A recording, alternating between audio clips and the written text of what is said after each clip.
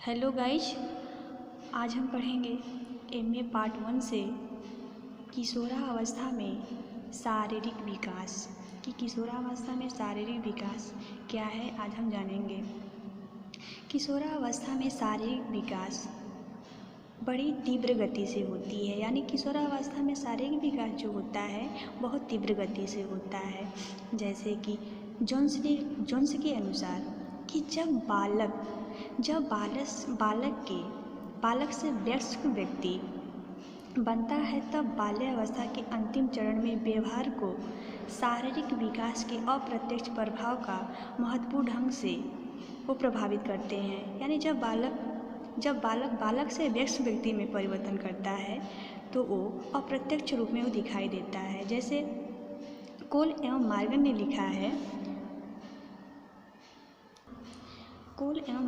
लिखा है कि विकास ही सभी परिवर्तनों का आधार है। क्या है कि विकास ही सभी परिवर्तनों का आधार है। यदि बालक रचना एवं भार में नहीं बढ़ता, यदि उनकी मांसपेशियां शक्तिशाली नहीं होती, यदि उनके यौन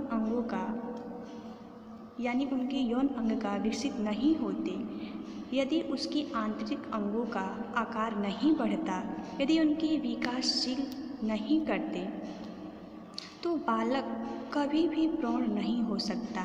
यानी बालक इन चीज़ों से वो परिपक्व नहीं होता है, तब वो व्यक्ति यानी वो परिपक्व ही नज़र नहीं आएगा। जैसे कि मेरिथिन ने बताया है कि मेरिथिन ने हजारों व्यक्तियों के क्रम का अध्ययन कर विकास के 4 चरण बताए हैं। 4 क्रम बताए हैं, जो कि 4 क्रम क्या है। पहला चरण जो है कि जीवन के पहले 2 वर्ष में विकास तेजी से होती है।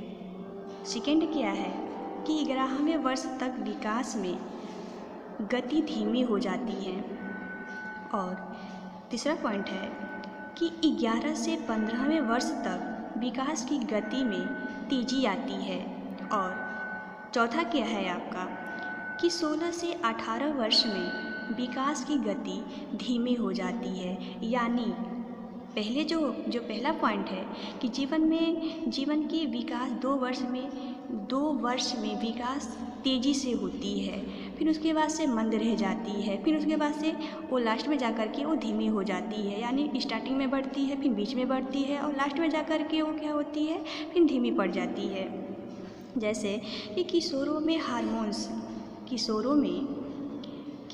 हार्मोन्स परिवर्तन के कारण भी कई प्रकार की समस्याएं उत्पन्न करती हैं। जो किशोर में हार्मोन्स जो होता है अधिक तरह से अच्छाई नहीं होती है उसमें, तो उसमें समस्याएं भी उत्पन्न होती हैं और यौन अंगों का विकास हो जाता है। किशोरों के आंतरिक शारीरिक वृद्धि एवं विकास का यदि अध्ययन किया जाए तो निम्नलिखित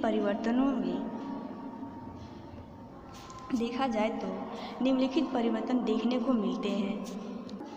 निम्नलिखित है जो कि पहला पॉइंट मेरा इसमें है, जैसे कि लंबाई का बढ़ना, हड्डियों का विकास, भार का बढ़ना, सिर एवं मस्तिष्क का विकास, ज्ञानेंद्रियों का विकास, छाती एवं धड़ का विकास, मांसपेशियों का विकास, हृदय एवं रक्तवाहिनियों का विकास, नाड़ी संस्थान का विकास, फेफड़ों का विकास।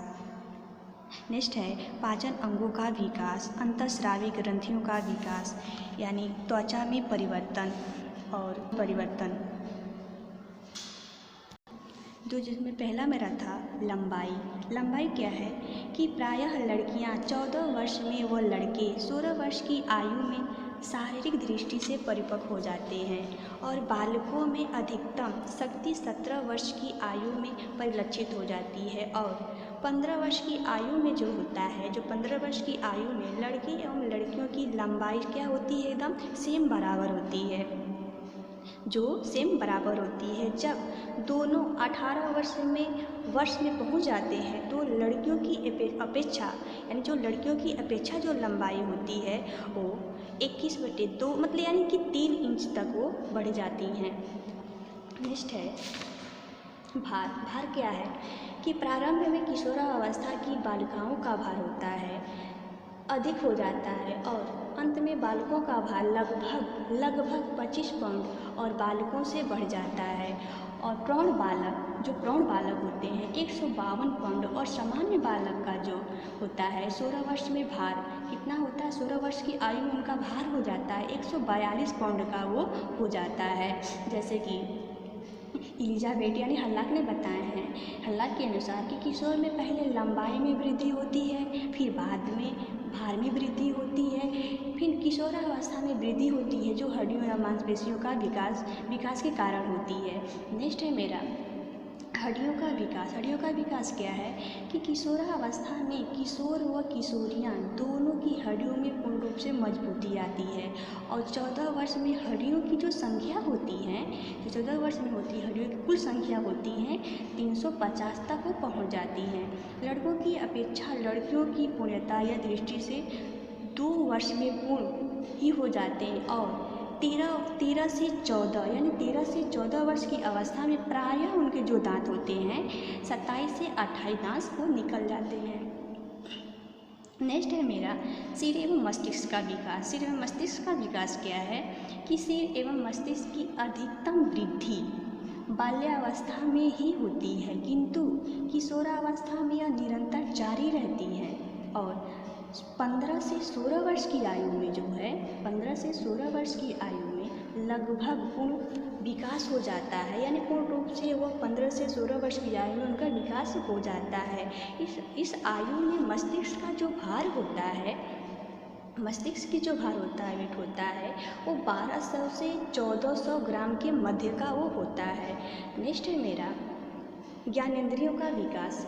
ज्ञानेंद्रियों का विकास क्या है कि किशोरावस्था में आँख नाक तथा पूर्णतः उनका विकास हो जाता है यानी नाक कान यानी उनका जो होता है उनका पूर्ण रूप से वो विकसित हो जाते हैं। मांसपेशियाँ क्या है मांसपेशियाँ का विकास जो है कि किशोरावस्था में मांसपेशियों का विकास तीव्र गति से उनकी विकास होती हैं।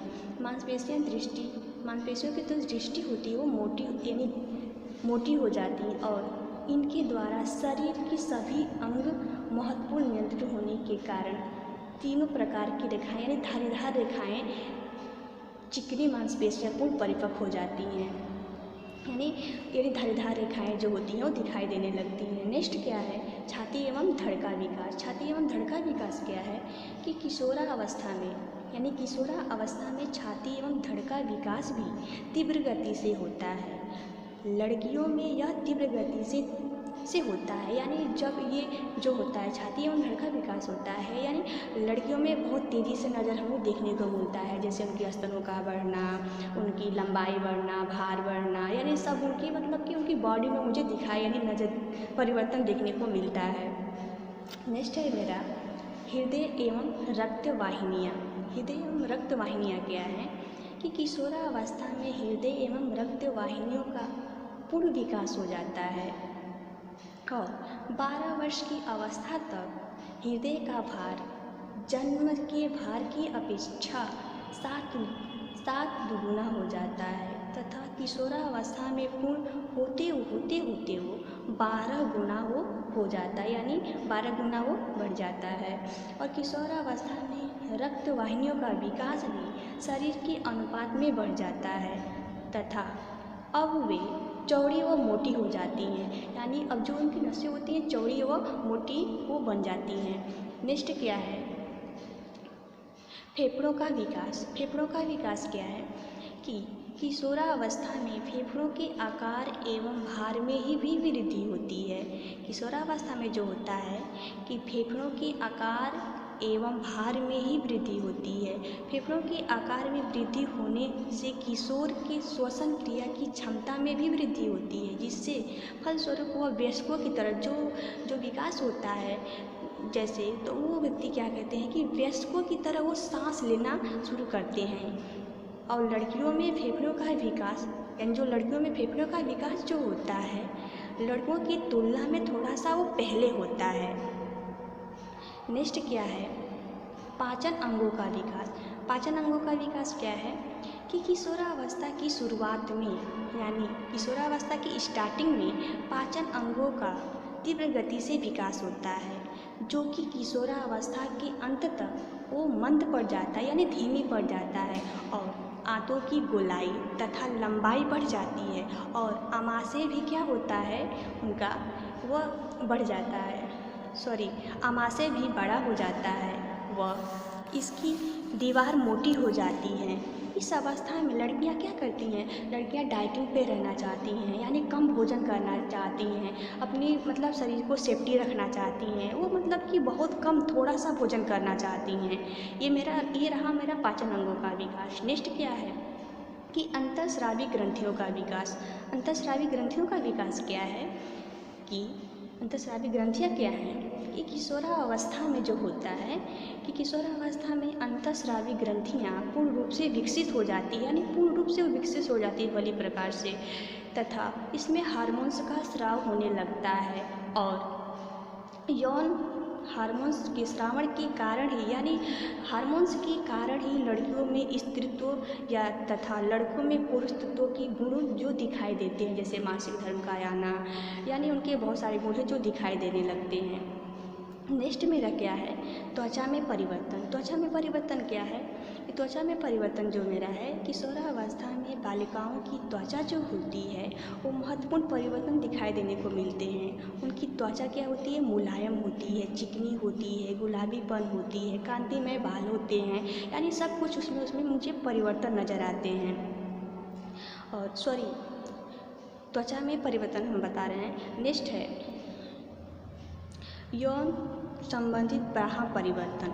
यौन अंग ब्राह्म परिवर्तन क्या है, ये भी एक पॉइंट और भी है मेरे पास, जैसे कि इसमें है कि यौन संबंधित ब्राह्म परिवर्तन है, जैसे कि किशोरों में दाढ़ी मूंछ का आना, पैर तथा गुप्तांगों पे बाल का दिखाई देना, यानी ये होता है बाहरी अंग। ये सब जैसे कि ये लड़कों में जैसे कि नज़र आता है, कंधों का बड़ा होना, छाती का बड़ा होना, ये सब ये दिखाई देता है। आज का टॉपिक मेरा यही क्लोज होता है।